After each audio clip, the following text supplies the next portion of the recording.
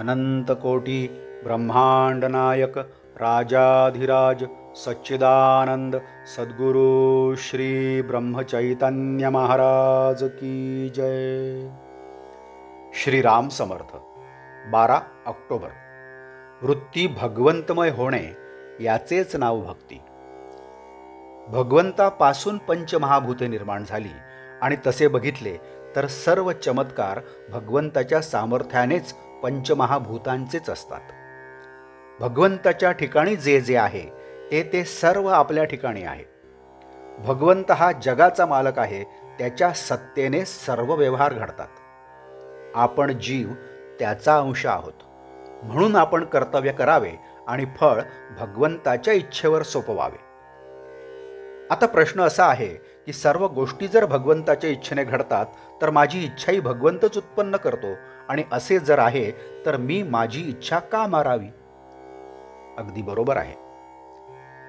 रात्री अंधार पडतो त्याला कारण कोण? त्याला कारण सूर्य। कारण सूर्य मावळला की अंधार पडतो। याचा अर्थ असा की ज्याप्रमाणे प्रकाशाचे कारण सूर्य आहे त्याचप्रमाणे अंधाराचे कारण पण सूर्यच आहे।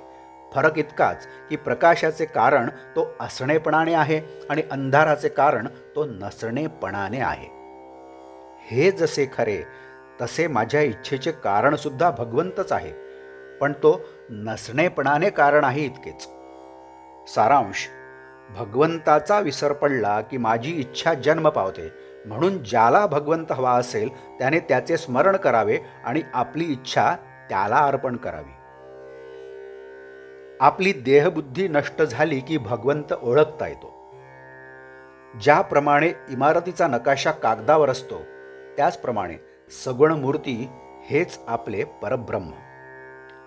एकदा नकाशा पक्का झाल्यावर मग इमारत बांधणे जड जात नाही।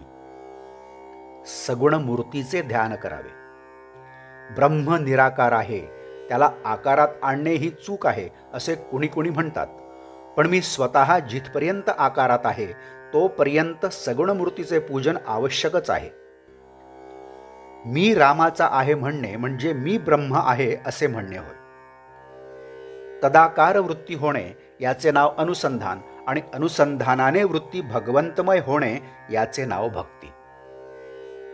ब्रह्म सत्य आणि जग मिथ्या याचा थोडक्यात अर्थ म्हणजे जग जसे आहे असे आपण समजतो तसे ते नाही। अंतर्बाह्य परमात्मा दिसू लागणे हेच भक्तीचे लक्षण आहे। याकरिता आपल्या कृतीकडे भगवंत पाहतो ही जाणीव नेहमी कायम ठेवावी। भगवंतापासून मी दूर आहे ही भावनाच मनात आणू नये। भगवंताच्या प्राप्तीकरिता देहाचा सांभाळ करावा। मन रामाकडे गुंतलेले असले म्हणजे देहाचा विसर पडतो, म्हणून नामस्मरणाच्या योगाने मन भगवंताच्या ठिकाणी विलीन करावे। हेच परमार्थाचे सर्व सार आहे। आजचे बोधवाक्य: वेदांती ज्याला ब्रह्म असे म्हणतात त्यालाच भक्त नाम असे म्हणतात। जानकी जीवन स्मरण जय जय राम। नमस्कार। मराठी आणि हिंदीतून रोजची श्री महाराजांची प्रवचने आपण ऐकत आहातच, परंतु कृपया चॅनलला भेट द्या आणि प्लेलिस्ट बघा। मराठी अथवा हिंदी प्रवचने आपण आपल्या सुविधेप्रमाणे सुद्धा ऐकू शकता।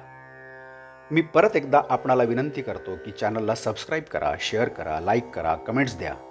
धन्यवाद। जय जय श्रीराम।